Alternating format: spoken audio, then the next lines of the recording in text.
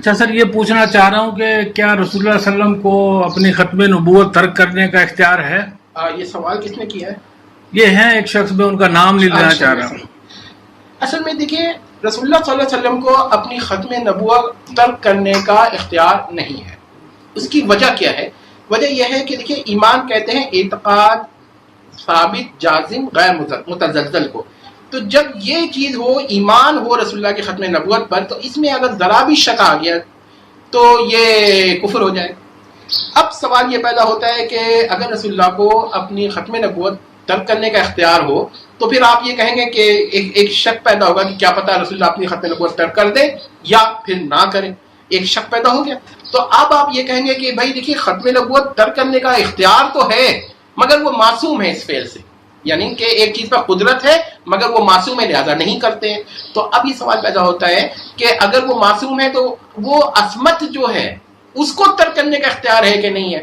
اب آپ کہیں گے کہ بھائی ہے تو اختیار، لیکن کیا کہتے ہیں وہ عصمت اس کو ترک نہیں کریں گے، جس کا مطلب ہے کہ اس عصمت کو ترک کرنے سے معصوم ہے تو ایک اور عصمت ماننی پڑے گی۔ اس طرح تسلسل غیر متناہی لازم آئے گا، یعنی انفینٹ سیریز لازم آئے گی، یہ محال عقلی ہے۔ تو اس کا مطلب یہ ہوا کہ بہتر یہی ہے کہ ابتدائی میں آپ نے اختیار کلی کا انکار کر دی۔ اچھا جی، اب یہاں پر دو باتیں ذرا نوٹ کر لیجیے۔ پہلی بات یہ کہ جب آپ رسول اللہ کے لیے جو لوگ اختیار کلی مانتے ہیں ان پہ یہ مسئلہ پیدا ہوتا ہے، اور وہی لوگ اکثر میرے پاس آئے تھے جیسے پرابلمس ان کو زیادہ ہوتی، وہ یہ کہ دیکھیے، وہ ان میں سے دو گروہ ہے۔ ایک گروہ یہ کہتا ہے کہ ہر وہ ممکن عقلی جس پر اللہ تعالیٰ قادر ہے، نبی کو بھی اس ممکن عقلی پہ اختیار ہے، یہ تو غالی ہے۔ اور کچھ لوگ کہتے ہیں کہ ابتدائی عالم سے لے کر انتہائی عالم تک جو کچھ لوح محفوظ پہ درج ہے اس پر نبی کو اختیار ہے کہ ہونے دے یا نہ ہونے دے، جو درج نہیں ہے اس پہ وہ نہیں بات کرتے، وہ کہتے ہیں کہ نہیں۔ اچھا، یہاں پر یہ بھی میں آپ کو ایک بات بتا دوں کہ یہ لوگ قدرت عطائی مانتے ہیں، یعنی کہ اللہ تعالیٰ ہر اس ممکن عقلی پہ ذاتی طور پہ قادر ہے اور نبی جو ہے اس پر عطائی طور پہ اختیار رکھتا ہے یا اس پر قادر ہے۔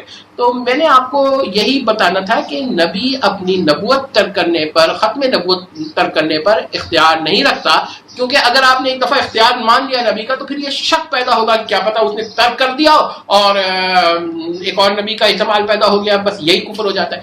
اب آپ وہ کہیں گے کہ اچھا بھائی اس نے ترک نہیں کیا ہوگا کیونکہ وہ معصوم ہے نبی۔ جب نبی معصوم ہے تو وہ قادر تو ہے اس فعل پر لیکن کرے گا کبھی نہیں کیونکہ معصوم ہے۔ تو کہیں گے اچھا وہ عصمت ترک کرنے پر بھی اختیار رکھتا ہے کہ نہیں رکھتا؟